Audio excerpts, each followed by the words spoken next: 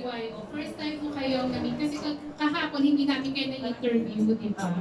So ngayon, ang dami kasi, narinig ko na yung pangalan yun, ang dami na tumipili, ang dami yung mababaeng nagkakagusto. Pero siguro, curious ang lahat, ang mga girls, kung kayo ba may mga celebrity crushes din? Madami.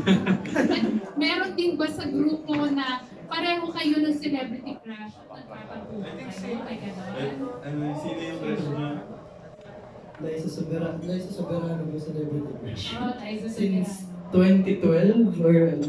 Natandaan mo talaga since kailan na. Yung ano pa lang, yung Dolce Amore tsaka yung sa Baguio, naluto kita ito, pero yung sa Baguio sila. Oo. This can Forevermore. Forevermore, yan. Ako hanggang ngayon, Catherine Bernardo pa rin. Ako din po. Gagawin mo. Ayun na. Hinagaw mo na yung kay Aki. Ayun. Ang Catherine Galinini. Ikaw, kayo. Respect ko natin. Sinabi mo. Pero, ngayon po, celebrity crush, ako po parang wala po. Bro, baka naman kasi may mga nagagalit. Wala naman po. Wala naman po. Ako rin po eh. Pero kung may maiisipan ako, katulad na sabi ko natin, si Miss Catherine.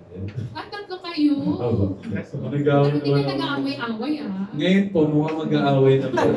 Wala pa lang naka-upload. So nanood kayo nung sa bench na ano? Hindi po eh. May schedule din po kami. Pero Kung nakikita natin sa mga feed namin. sa ano na lang, sa social media na lang po. Hopefully next time po. Yes. So nilike niyo raw ba yung sexy photo ni Catherine? Ay, parang hindi rin ako yung maliit na tao eh. So nakita lang namin siya. And na-appreciate namin yung kung ano yung kumbaga yung beauty ni Ate. Ganun pa itong tawag. Thank you po. Hindi ko malaman.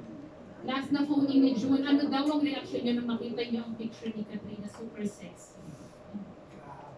Na-appreciate po namin yung kagandahan ni Ate Kat, tsaka yung So, kung paano niya, dito, ano ba Paano siya mag-post sa camera? Paano siya mag-post, paano niya i-project yung sarili niya. Yes. Yun, sa It's timeless. Saka may iba talaga, may something talaga sa aura ni Ate Catherine. Kakaiba talaga. May iba siya sa mga Katulad din yun, no? Mature na rin, di ba? Mature. Parang yung sa bago niyong EP, maturity na. Thank you, Thank you po. Thank you Thank po. you. Thank you, Miss Janice Salamat po. Navida of Bulgar. Maraming salamat po sa lahat ng mga Next na phone question.